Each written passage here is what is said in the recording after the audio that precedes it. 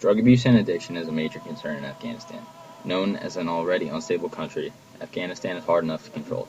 Add a society that dwarfs the global average for drug addiction, and you end up with a disorderly, chaotic nation. The effort to clean up the area has become more futile with time, because not only are the citizens high, but the government officials and higher-ups are too. Just imagine your military leader in charge of an entire fleet, stoned like your next-door neighbor. It's not hard to imagine that successfully governing this desert country is a difficult task, made especially challenging by the abuse of drugs. Opium came over during the reign of the Soviet Empire. The Afghan government was losing control of its territories, and this gave numerous warlords the ability to take over the drug trade.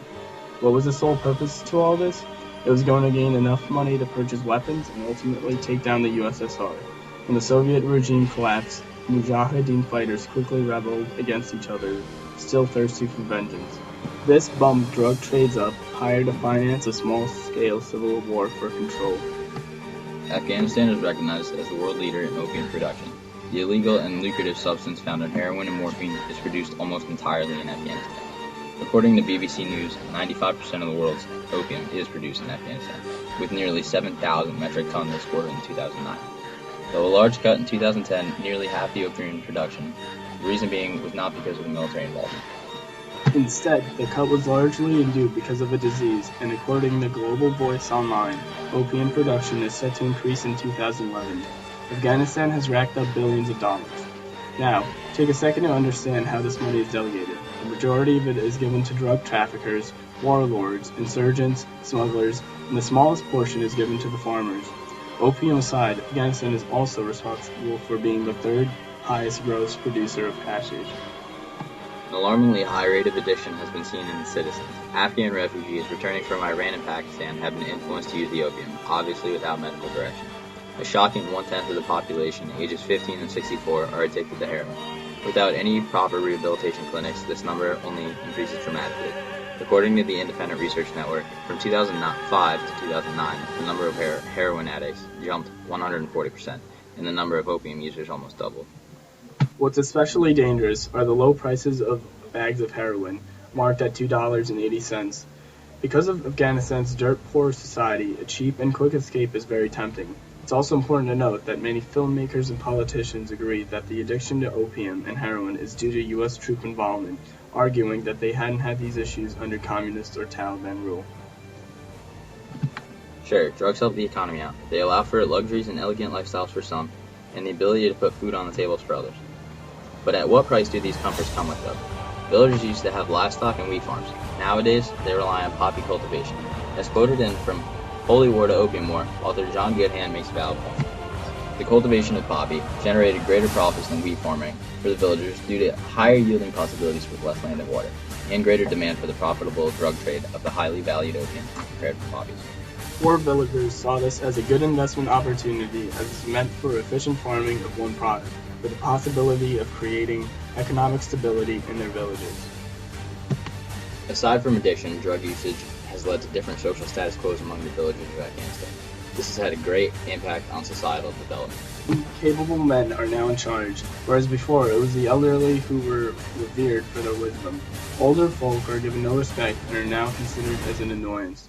John Goodhand From Holy War to Opium War explains how drugs have also been shown that family relationships are strained and all relationships are now lacking trust and honesty and now focusing on self-advancement in society.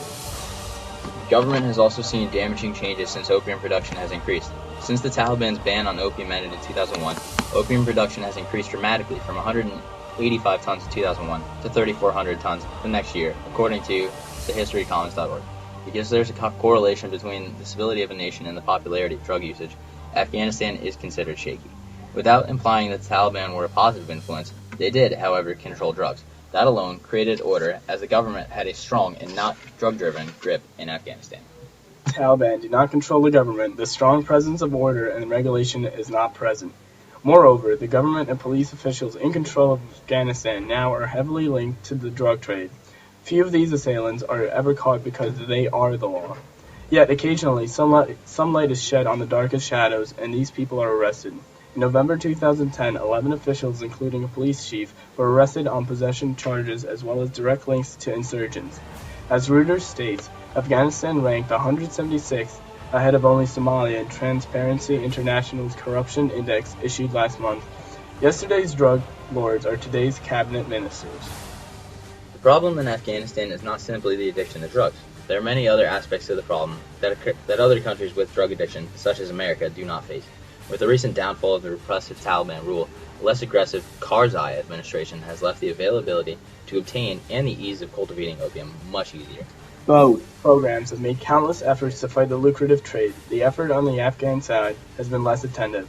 Thus, more and more refugees returning from camps in Iran, already addicted to heroin, are filling the streets of Afghanistan.